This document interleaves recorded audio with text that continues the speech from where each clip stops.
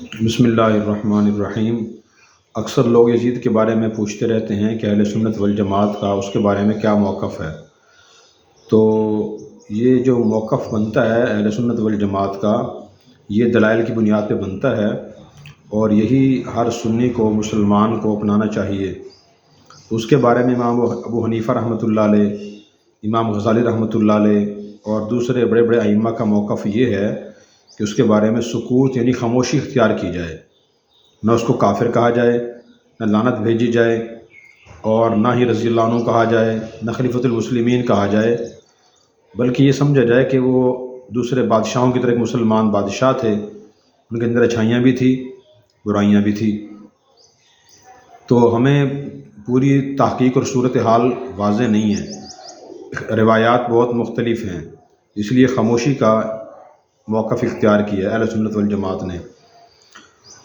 اگر خدا نخواستہ لعنت کی جائے تو مسلمان پہ لعنت کرنا جائز نہیں ہے، خدا نخواستہ کافر کہا جائے تو کافر کہنا بھی کفر کی کوئی دلیل نہیں ہے۔ اور بہت سے لوگ دوسرے حضرات کی باتیں سن سن کے وہی باتیں اپنے ذہن میں بٹھا کے وہ موقف بنا لیتے ہیں کہ حضرت حسین رضی اللہ عنہ کو اس نے شہید کرایا ہے۔ تو اس بارے میں دوسرے علماء کی طرح مفتی تقی عثمان ستان برکاتہم نے فتاوی عثمانی جلد نمبر 1 میں لکھا ہے، کسی بھی صحیح روایت سے یزید کا شرابی ہونا، زانی ہونا یا اسی طرح حضرت حسین رضی اللہ عنہ قتل کا حکم دینا ثابت نہیں ہے، بلکہ ناگواری ثابت ہے۔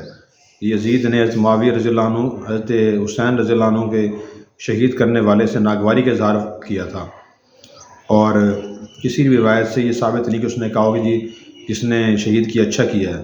البتہ یہ غلطی اس کی علماء لکھتے ہیں کہ اس نے حسین رضی اللہ تعالیٰ عنہ کے قاتلین سے قصاص کیوں نہیں لیا۔ اب پتہ نہیں قدرت نہیں تھی یا پوری نشاندہی نہیں تھی یا کیا غفلت تھی اس کی، یہ غلطی ہے۔ تو اس لیے ہمیں سکوت اختیار کرنا چاہیے۔ مفتی اعظم پاکستان حضرت مولانا مفتی محمد شفیع صاحب رحمۃ اللہ علیہ سے ایک آدمی نے پوچھا کہ یزید کے بارے میں آپ کی کیا رائے ہے، وہ جنتی ہے یا جہنمی ہے؟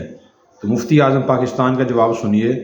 تو انہوں نے فرمایا کہ بھی میں دیکھ کر نہیں آیا کہ وہ جنت میں ہے یا جہنم میں، اللہ کو پتہ ہے، اور بات بھی حقیقت ہے۔ پھر پوچھا کہ جی وہ فاسق فاجر تھا یا نیک آدمی تھا؟ تو مفتی شفیع صاحب رحمۃ اللہ علیہ نے جواب میں فرمایا کہ بھی مجھے تو اپنی فکر ہے، معلوم نہیں کہ میں فاسق فاجر ہوں یا نیک آدمی ہوں۔